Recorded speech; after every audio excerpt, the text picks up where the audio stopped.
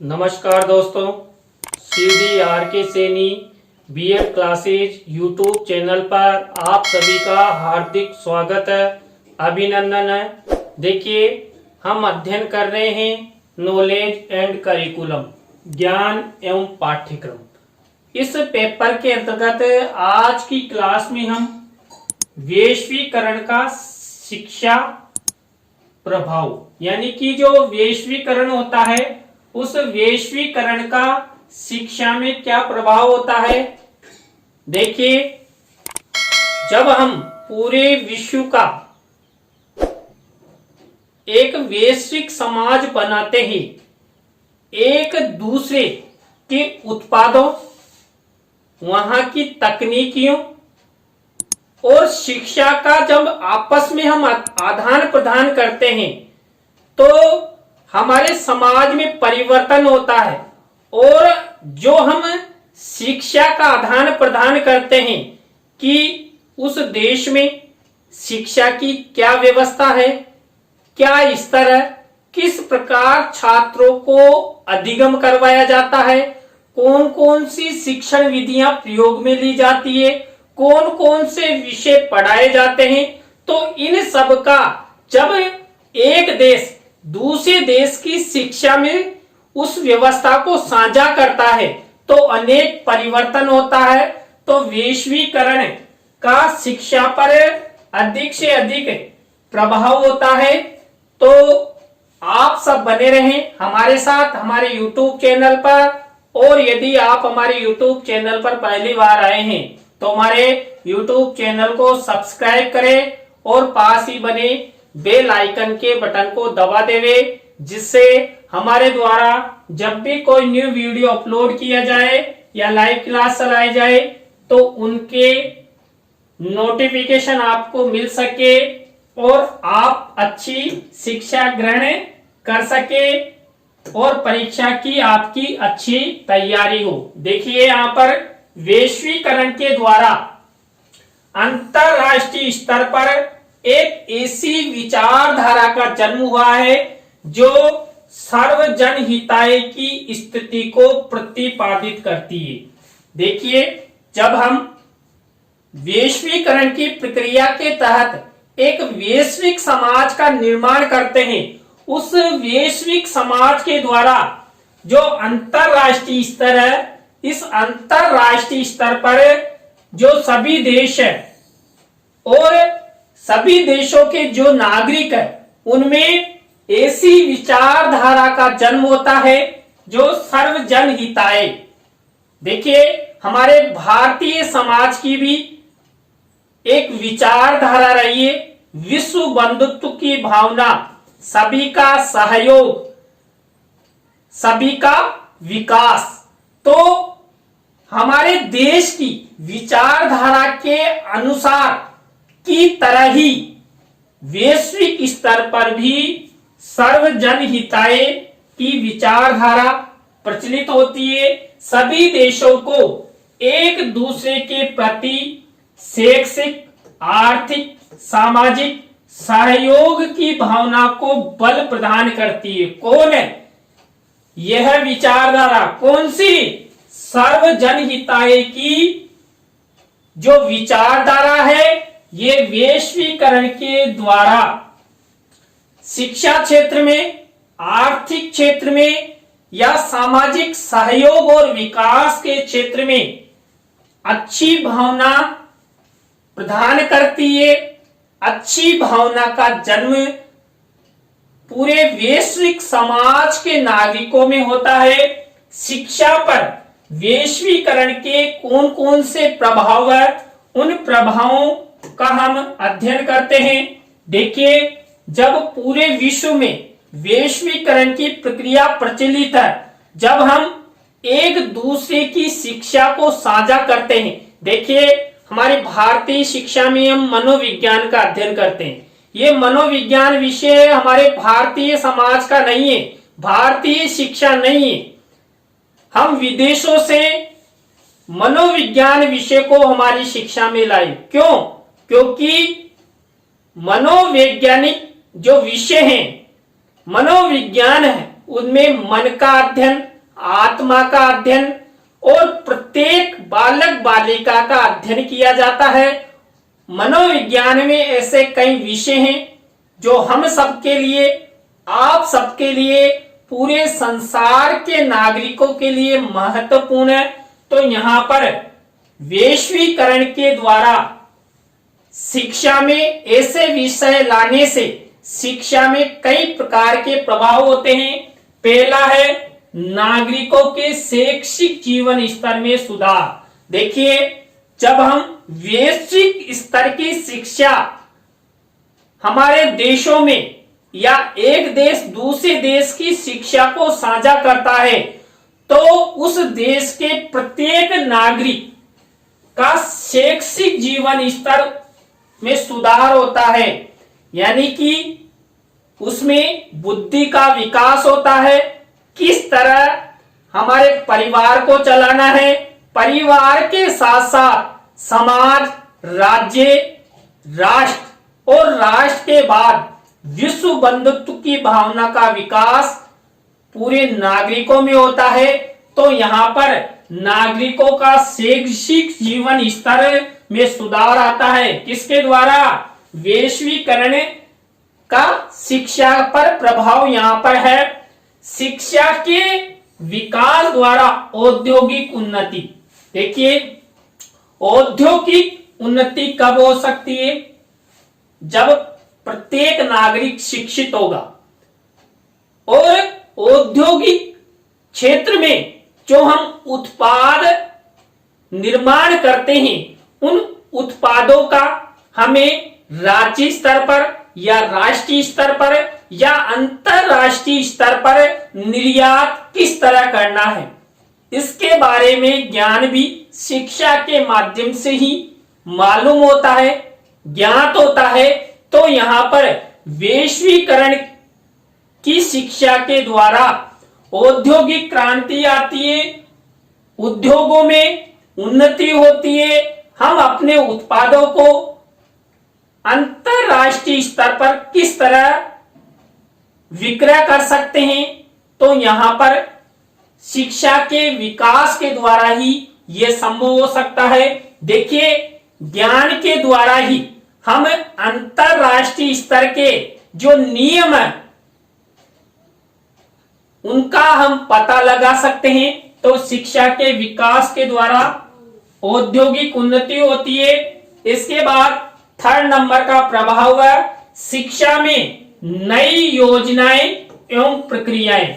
देखिए, जब वैश्वीकरण की प्रक्रिया के तहत हम वैश्विक शिक्षा को अपनाते हैं तो वैश्विक शिक्षा को अपनाने से शिक्षा में नई नई योजनाएं, नई नई प्रक्रियाएं, नई नई तकनीकियों का आगमन होता है कि हम किस प्रक्रिया के तहत छात्रों को अच्छा अधिगम करवा सकते हैं, हमें कौन कौन सी तकनीकी, कौन कौन सी शिक्षण विधियां हमारे शिक्षण के दौरान, अध्यापन के दौरान हमें शिक्षण में प्रयोग करनी चाहिए।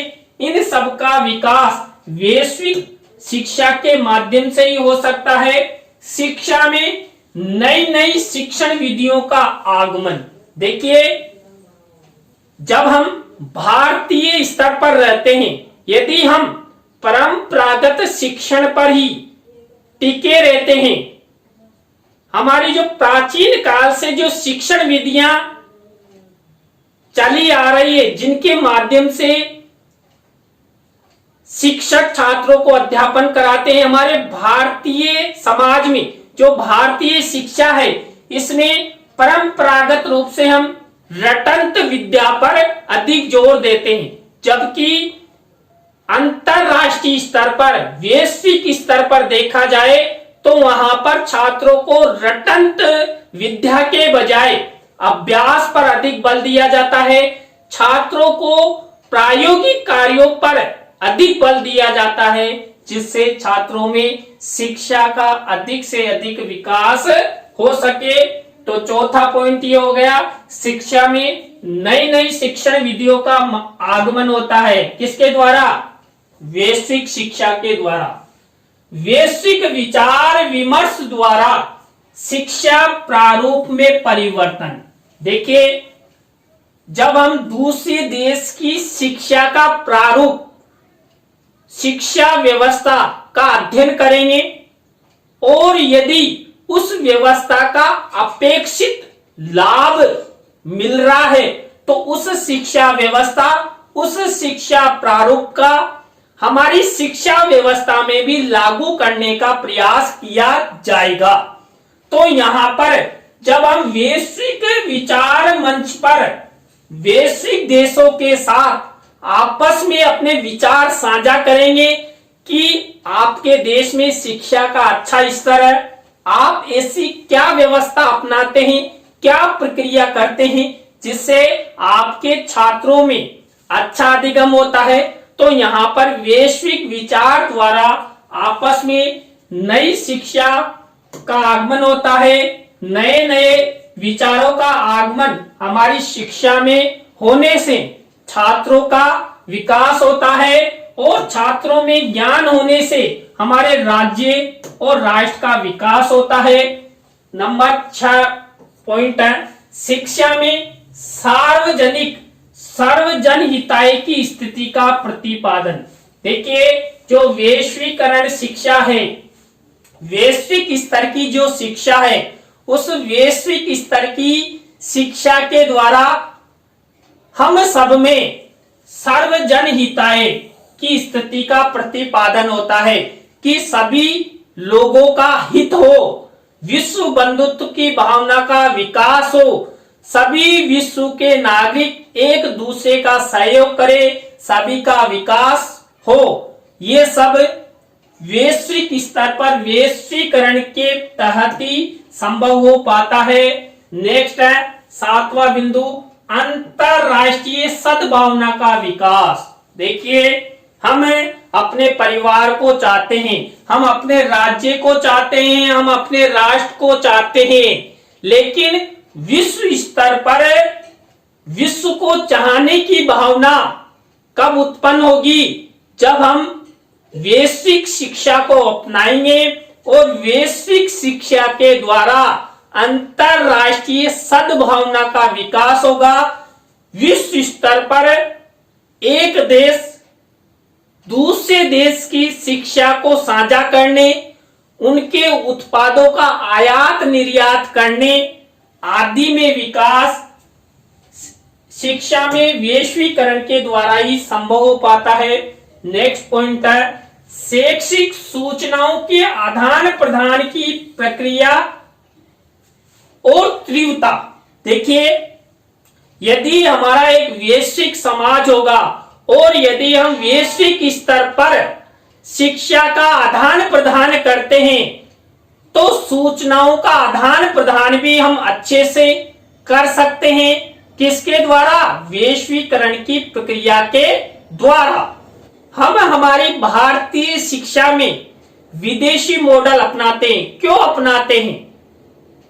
उसका कारण है हम वैश्विक स्तर, वैश्विक मंच से जुड़े हुए हैं और वहां पर जो शिक्षा का प्रचलन है, जो शैक्षिक विचारधाराएं हैं, शैक्षिक व्यवस्था है, प्रक्रिया है, उसको हमारी शिक्षा में सम्मिलित करते हैं और सम्मिलित करने के द्वारा हम अपेक्षा करते हैं कि हमारे देश के बालकों का भी अच्छे से विकास हो सके, छात्रों को गुणवत्तापूर्ण शिक्षा मिले और गुणवत्तापूर्ण शिक्षा प्राप्त होने से उनका फ्यूचर निर्माण हो सके और जीवन के लक्ष्य वो प्राप्त कर सके।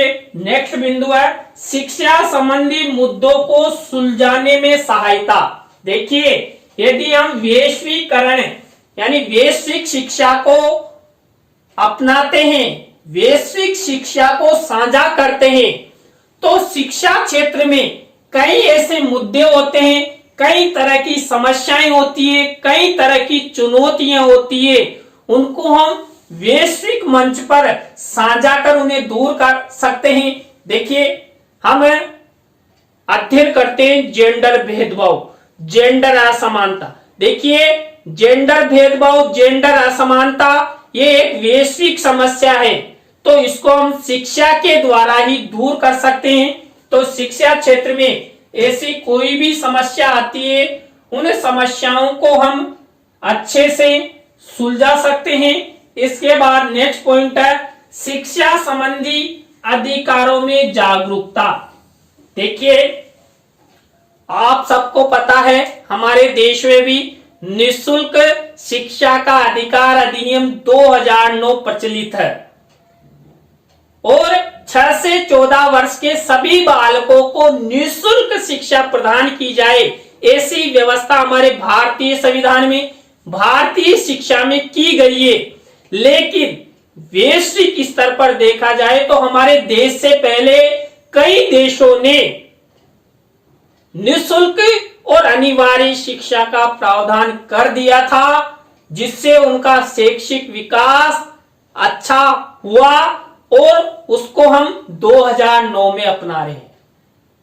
तो यहां पर शिक्षा संबंधी यदि कोई अधिकार है तो उस अधिकार को जानने में भी वैश्विक शिक्षा के द्वारा हमें प्रोत्साहन मिलता है, जानकारी मिलती है। नेक्स्ट है अनिवार्य प्राथमिक शिक्षा का आगमन।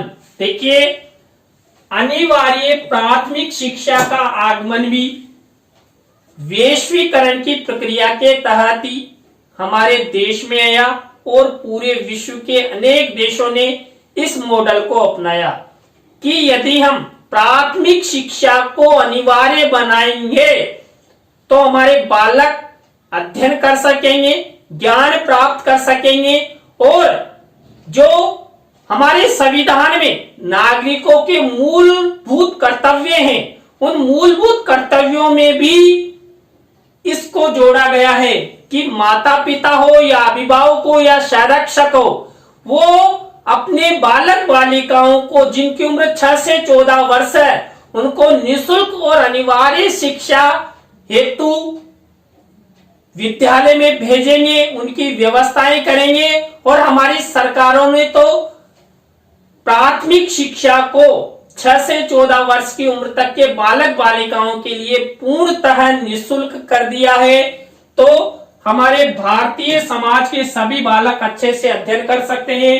इसके बाद संक्रामक रोगों की रोकथाम। देखिए, कई बार विश्व स्तर पर कई रोग महामारियां ऐसी आ जाती है जैसे हैजा। अब देखिए, पूरे विश्व में कई बीमारियां ऐसी आई और उनका अध्ययन हम हमारे छात्रों को करवाएंगे तो हमारे छात्रों को पता लगेगा कि ये वैश्विक स्तर की महामारी है। देखिए, आने वाले समय में आप सबके पाठ्यक्रम में, हम सबके पाठ्यक्रम में ये जो कोरोना महामारी चल रही है, इस कोरोना महामारी के बारे में भी अनेक पाठ्यांश सम्मिलित कर दिए जाएंगे, जिससे हमारे आने वाली पीढ़ी को भी पता रहे कि उस सन में कोरोना नामक महामारी आई, इससे क्या हानि हुई और इसकी क्या क्या दवाएं बनी, इंजेक्शन बने और इस महामारी को दूर करने के लिए क्या क्या प्रयास किए गए। इसके बाद नेक्स्ट बिंदु है शिक्षा के माध्यम से वैश्विक गतिविधियों की जानकारी। देखिए, वैश्विक शिक्षा को साझा करने से वैश्विक गतिविधियों की हमें जानकारी प्राप्त हो जाती है कि वैश्विक शिक्षा में क्या परिवर्तन करना है, क्या प्रक्रियाएं अपनाई जाएं, किस तरह छात्रों का अधिगम हो, शिक्षकों के लिए क्या आवश्यक संसाधन होने चाहिए, अध्यापक में ऐसा क्या परिवर्तन किया जाए जिससे वो छात्रों को गुणवत्तापूर्ण शिक्षा प्रदान कर सके। तो यहाँ पर वैश्विक गतिविधियों की जानकारी भी हो जाता है वैश्विक शिक्षा के द्वारा।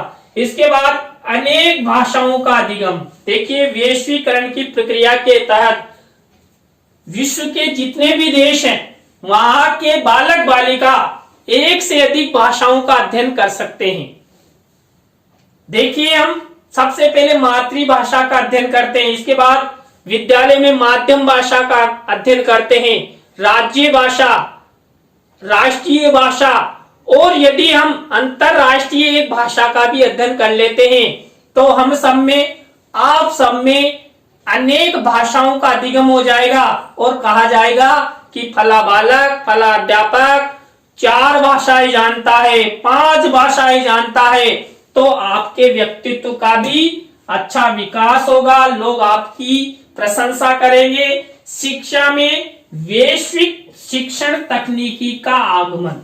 देखिए, यदि हम वैश्विक शिक्षा को अपनाते हैं तो वैश्विक तकनीकी है शिक्षा क्षेत्र की, कि हमें छात्रों को दृश्य श्रव्य उपकरणों के माध्यम से पढ़ाना चाहिए, नवीन प्रतिमानों का उपयोग करना चाहिए, नए नए जो तकनीकी संसाधन है जैसे कंप्यूटर है, फ्लैट पैनल है, इनके माध्यम से और ऑनलाइन कैसे पढ़ाया जाए।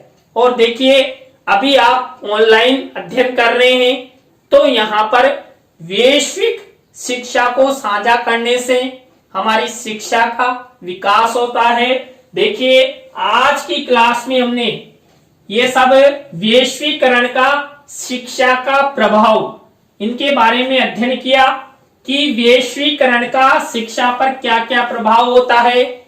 तो आपको ये वीडियो कैसा लगा कमेंट्स में हमें जरूर बताएं। यदि अच्छा लगा हो तो लाइक करें, कमेंट्स करें और अपने मित्रों और सहपाठियों को जरूर शेयर करें। नए टॉपिक के साथ हम आपसे फिर मिलेंगे CD RK Saini BEd classes YouTube channel पर। तो राम राम सा, बाय।